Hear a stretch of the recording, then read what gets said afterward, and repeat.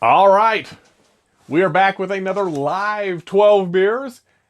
Have to make this one quick though. Lisa is ready to watch the last episode of The Mandalorian, and so she's only given me 10 minutes to do this video. I was able to successfully negotiate 10 minutes, but that's all we have. Tonight is the 7th beer of Christmas, which is about negotiation. This was where you were to buy a beer from a brewery that was purchased by another brewery, because of course everything's for sale, right? And everything is negotiable, and that's why it's the 7th beer of buying a house, because sometimes you got to go through a lot of negotiations to get the house you want. Tonight, for the 7th beer of Christmas, I am drinking Okie. Okie is from Prairie Artisan Ales in Tulsa, Oklahoma.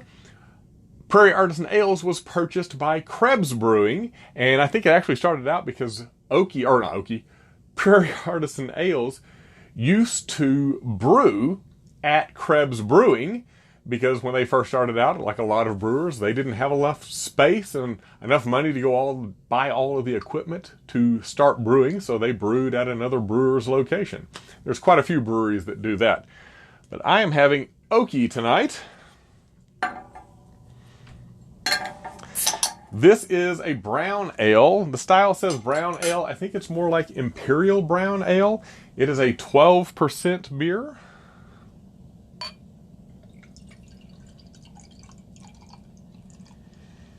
If you like brown ale, Ale Wagger from St. Arnold is a fantastic one.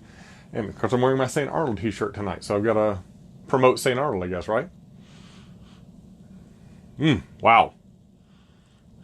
It's got a little bit of a boozy smell to it. This is just a dark umber brown. I've got a light right back over there, and there is no light coming through this beer. The beer is absorbing all of it, and there's just a little bit of brown right around the fringes. The aroma, get a little bit of sweet toffee. Some oak in there, definitely smells like it's been barrel aged, and a little bit of whiskey, which would make sense if it was barrel aged in whiskey barrels.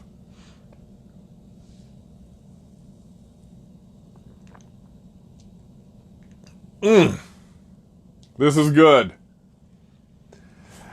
You have to buy these individually, I think. I didn't see any in 6-packs when I purchased this. They were sitting out because, of course, a 6-pack would break the bank, because I think these were $12 or $13 a bottle, but wow. This is fantastic. If you're a fan of Prairie Artisan Ales, you probably already know that this is going to be fantastic just by the mere fact of who the brewer is. Their Birthday Bomb series and their, how do they phrase it? Deconstructed Bomb series. Those were great beers as well, and this is another excellent dark, strong beer to add to their list. You got roasted malt, coffee, a little bit of sweetness, a little bit on the toffee side. Vanilla, definitely some whiskey in there, and definitely some oak from the aging.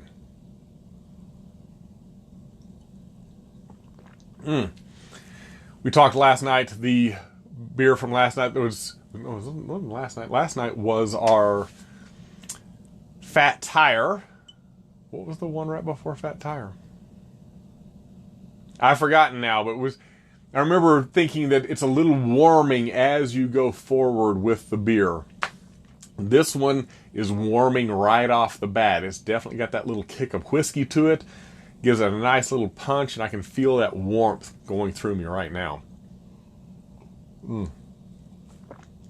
Definitely a boozy feel to the beer. It's got a medium body. It's not heavy like a porter or a stout might be. It's more like a brown would typically be, with that sort of medium body. Medium to low carbonation. As you get higher on the alcohol rating scale, the carbonation tends to go down a little bit. It's not lacking carbonation, but it's not as much as you might find in a lower alcohol beer. This is good. This is so good. See, tomorrow's the 1st, and it's a Friday. Surely Specs is open on Friday. I will be stopping in to see if I can pick up another one of these. A funny story about Prairie Artisan Ale's Bomb series, which those are magnificent. They're imperial stouts, and so darker, heavier, but also absolutely delicious. I took a few of the Bomb series to some friends when we went to a convention, and I believe it was in Denver when I took those. Or it might have been Chicago. I forget which one I took those to. Anyway, they say bomb real big on the outside of the bottle. And the last thing you want is TSA checking your luggage and the word bomb being in your luggage. So I wrapped them up in bubble wrap, and I put a Post-it note over the word bomb and wrote beer real big on the Post-it note. And that's how they went through TSA, because like the word bomb on a bottle in your luggage. Surely no bombers are so stupid that they would label bomb if they're going to do something like that. But I did not want to take any chances on having my luggage pulled out from the flight or having myself pulled out of line to be investigated because I had the word bomb in my luggage. I don't know how that might work, but I did not want to take a chance on that. But I most definitely did want to take copies or some of those to my friends we were meeting up at the convention, because they had to try those. And those of you who got those, you know who you are. They were delicious, right? All right. That's going to wrap us up for the 7th beer of Christmas, the beer on negotiation, the beer from a brewery that was purchased by another brewery. So 2 things before I go.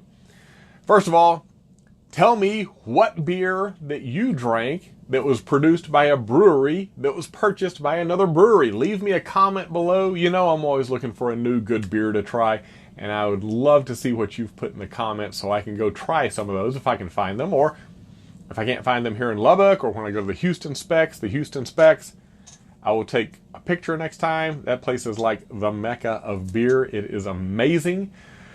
But the second thing is Lisa has promised to come back and do another 12 beers live with me. She looked at the list of beers that we have coming up, and she decided that she was really not that interested in most of them. But on day 12, your favorite beer, and the one I selected, is Black Butte Porter. Black Butte Porter is not only my favorite beer, it's my go-to. Anytime I can get a Black Butte Porter, I'm excited about having a Black Butte Porter. As much as I like Black Butte Porter, Lisa likes it even more. Usually I get 1 out of the 6-pack, and I graciously allow her to have the others, and I'll have an IPA or something like that. But Lisa will be back with me right here. We'll move the table around a little bit. She'll be back here with me live for the 12th beer of Christmas. And, okay, so I said 2 things, but 3 things. I want you to leave a comment for Lisa. I have an idea for the 12 beers of Christmas 2021.